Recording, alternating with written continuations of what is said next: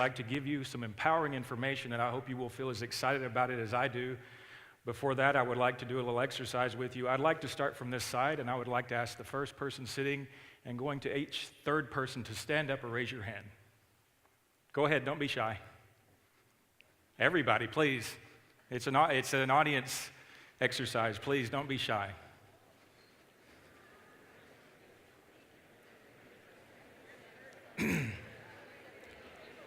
Okay, we're getting there. Those of you who are standing, you are at risk of having dementia if you live long enough in your life. Keep standing. I'm not finished. Please keep standing. Now the next person standing, to that person, stand up, please, or raise your hand. Go ahead, don't be shy. This isn't your exercise for the day. You either have diabetes or you're at risk of having diabetes at some point in your life. The next person, to that person, please stand. Keep standing, please, keep standing. This is a group activity. I'm trying to get a little movement here. I don't want anybody sleeping through my talk. Okay, these folks, you either have had cancer or you're at risk for having cancer at some point in your life. The people that are still standing, you are at risk for some form of cardiovascular disease. You can sit down, please. Thank you. If you didn't realize it already, this country has an epidemic of chronic diseases. Did anybody not know that? Anybody? Okay, good. The concept that I'm going to present to you tonight is nothing new, it's nothing novel. This has been around longer than our calendar. Hippocrates, the father of modern medicine, said, "Let food be your medicine." James Lind, the captain of the British Navy, the Royal Navy in the 1700s, when the British was dominating the world, discovered that lemons, limes, and oranges could be used to prevent and cure scurvy. This was 200 years before vitamin C was even identified. Does anybody know that? Did anybody know that? A few people did? Good. So what I'm talking about tonight is using nutrition as a foundational approach to health. Using nutrition, the power of nutrition to be healthy. There are lots of concepts that go into the idea of being healthy. In my opinion, the first three, the most important three, are eating a predominantly whole food plant-based diet, exercising most every single day, if not every day, and supplementing with nutrients that are typically not found in the modern diet because we have had problems with our food supply over the last 100 years, and so it's important to supplement with some key nutrients, and that's what is the most exciting part of my talk that I will talk about tonight. Now, if you do not understand or if you have no appreciation or value for nutrition in your life and how that affects your health, I would say to you that it's probably not the least of which due to all the funding, all the advertising, all the marketing money that's been spent by the pharmaceutical industry to convince you that pharmaceuticals are needed to manage your health, right? There are millions and billions of dollars. I mean, just turn on the TV. You see commercials all the time promoting the use of drugs. This is not our health. This is treating and mitigating chronic disease. At the same time, we are spending over $2 trillion every year on what we call our healthcare system. Would everybody do me a favor in this room tonight? Stop calling it a healthcare system. We treat and manage chronic diseases primarily in this country. This is not a healthcare system. Healthcare, what does that mean to you? What does that mean to any of us? It doesn't mean taking pharmaceuticals. It means caring for our health. Pharmaceuticals are used to treat and mitigate and manage chronic diseases. Look at this graph. We are spending all this money, and yet somehow we are not even close to the leading country when it comes to life expectancy. There are so many other indicators of quality of life.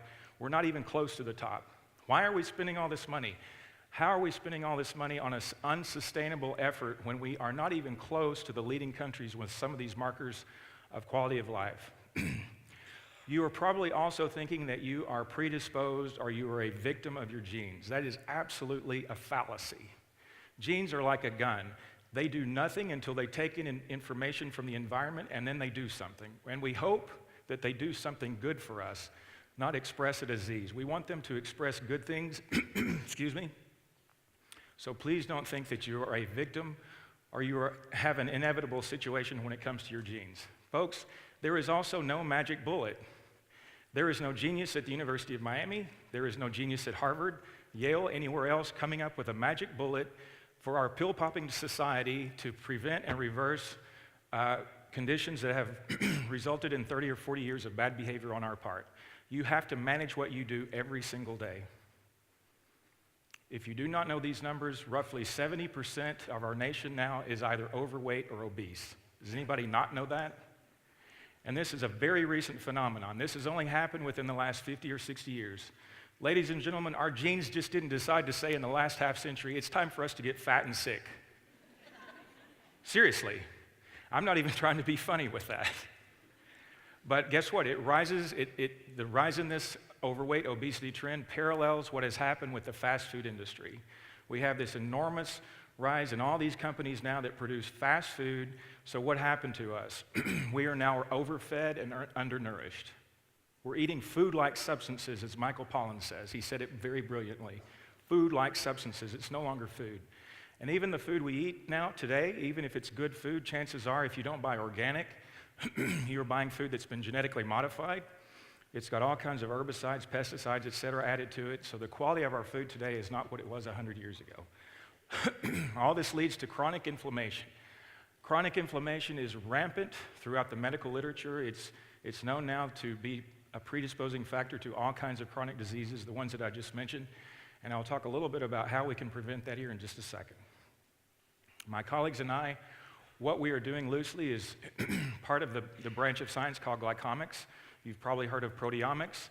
You've probably heard of genomics. Well, we're doing things in the field of glycomics. So we're studying monosaccharides.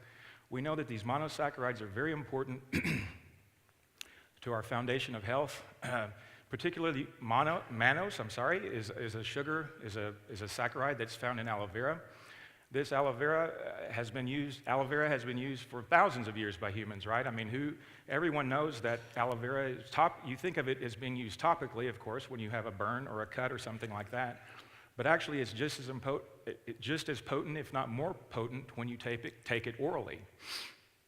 So what we know now through the study of glycomics is that many molecules of mannose are needed for the bioengineering of life, for all the cellular synthesis functions, everything that you need to produce good products. So when you think about analogy of a manufacturing process, an assembly line, you need certain nutrients, certain raw materials to go in, and that's exactly what we do when we give mannose in high doses or high amounts that normally you would not get in the average diet. So you may be thinking to yourself, okay, that's great. So what do I do? How can I get these things? Well, again, I just mentioned aloe vera. If you have, I don't know, I think you guys got some sort of a goodie bag, if I can call it that, some sort of a sample. I think you were given something, and you have a product that I'll mention just briefly, very quickly, but I'll talk about that when I get to the results of this study that we just published earlier this year. So aloe vera, again, is very high in this particular nutrient. It's very crucial because of the way it works in all of our cells in every aspect of our lives. Hospice. Is there anyone in this room who does not know what hospice is? Hospice is the last step to the funeral home, right? If you get sent to hospice, you are on your way to death, right? Okay, good. I didn't hear any no's yet, so that's good. So a colleague of mine had a patient who had gone through all the standard conventional treatments. He had gone through surgery, radiation, and chemotherapy. He was given up for dead. He was sent to hospice. He had metastatic tumors throughout his body, particularly in the liver. If you look at this graph, you can see in July of 1999, after he had had all the conventional treatments, he got started on the monosaccharides. A year later, you can see how much the tumor was reduced. Folks, this man is still alive today. How about that? Yes. Now, I know some of you may be thinking this is medical heresy. It's not medical heresy. This is giving the body the raw materials it needs to function properly. This is allowing the body to do what it is intended to do. I don't care if you believe in evolution or creation or some combination. This is much more fundamental than treating disease with drugs. This man is still alive today. Hallelujah for him. The study we published earlier this year is going to blow you away too, I think, because if you haven't already been affected by somebody with Alzheimer's disease, you probably will. We are an aging population. There are going to be so many more people coming down with Alzheimer's disease. There is currently no treatment, no cure, no preventive strategy for Alzheimer's disease. We took a sample of people with moderate to severe Alzheimer's disease. We put them on these monosaccharides. After 9 to 12 months, they started having improvements in memory and cognitive functioning. Show me something else like that in the literature. The best the drugs can do are delay decline for a couple of months. We actually had people coming out of the ether. We actually had people coming back, remembering their sons and their daughters, remembering their significant other, remembering their spouse. I had caregivers calling me and saying, John, I can't believe it. My wife is back. She remembered my name. It gives me chills just even telling you guys. It's powerful stuff. What we also showed, I'm sure everybody knows there is a debate about embryonic stem cells. We have taken that debate out of the equation because what we showed is that these monosaccharides stimulate the proliferation of their own adult stem cells. There's no need for transplantation or for embryonic stem cell work. We've showed that these nutrients, again, give the raw materials the body needs to function properly. We are constantly assimilating cells, particularly the adult stem cells, and we want these guys to migrate out where there's damage and repair it. We also showed, if you remember back to the inflammation slide, that we reduced inflammatory factors as well. So not only did we improve cognitive functioning, we reduced inflammation, and we proliferated adult stem cells. Show me another study in the literature like it. There's nothing else out there for people with Alzheimer's disease. Finally, you have the power. It's up to you. You do not have to think, I'm going to be dead from chronic disease. You can do something about it. I've given you some tools. I've given you some information. All you have to do is decide right here that healthcare is what you do every single day. It's what you do day after day on a consistent basis. It's not going to a clinic or a hospital once a year and having your blood drawn and having your blood pressure checked.